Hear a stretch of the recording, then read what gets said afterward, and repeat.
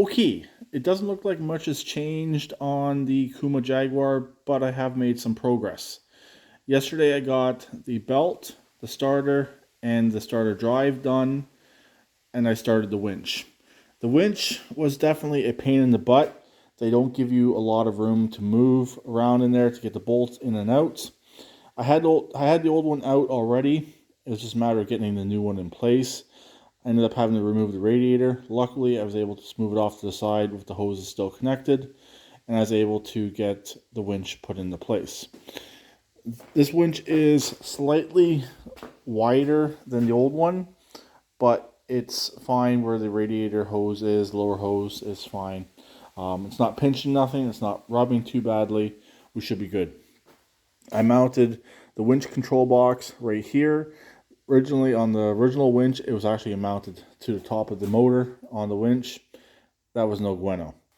The winch control is back up in the stock location right here. I reused the existing mount since the mount that came in the kit I didn't like. I like the existing one a lot better, and it works now with the key off. There was a circuit right here that actually put key on power to the winch, and that allowed the winch to work. Instead of just tying those two wires back together, I left the bolt that was in it. Yeah, they just had a bolt and they had it wrapped in electrical tape, so I rewrapped it in electrical tape, put the bolt back in so the nut doesn't arc on the frame.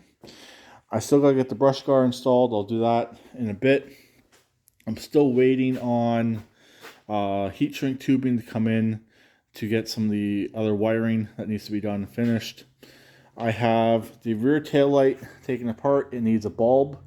Also, I took it apart to make sure it is getting power, and it is. It's a dual filament bulb that goes in here. One side gets power all the time, the right side to be exact, and the left side is switched off the headlights. So my plan is the blinking light will be on the switched off the headlight side. And if I don't want the blinking light to work, I can just remove it from the pedestal that it sits on. It has a waterproof cap, and we're all good. I didn't like how the wires were just hanging out of the bottom here.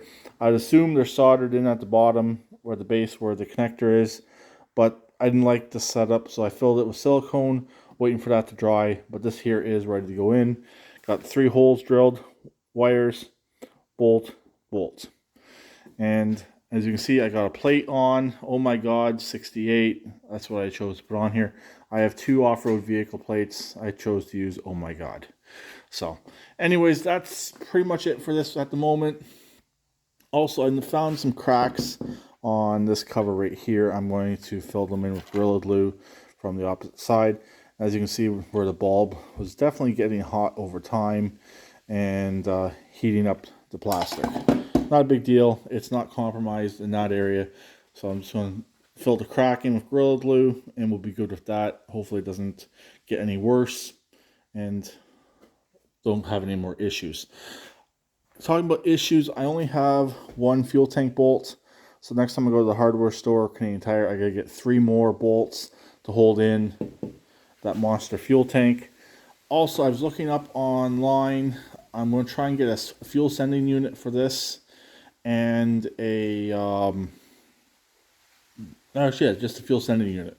They are still available. I would like to probably put one in place and potentially see if this gas gauge actually works. The parts for this bike are very cheap, since, like I said, it's a Polaris knockoff. They knocked off the Polaris parts to make this, and Polaris parts fit this bike without any issues. So it's cheap that way, which is good, but it is a fully registerable bike. Unlike the small Chinese bikes, this is just a big Chinese bike. So everything else is pretty much ready to go. Just waiting on my heat shrink tubing to come in. I need to order or try and find another indicator light for the back for the right hand side. The bracket's there, the light's missing. I would like it back into place. So that's pretty much it. And I do got to dig into the air filter at some point. I've never once checked it. I don't even know if it has an air filter in it. For the winter, you don't need an air filter, but it wouldn't be a bad idea to see what it does need for one and get one. So I'll talk to them later. Please keep it redneck like always, and oh my God, 68.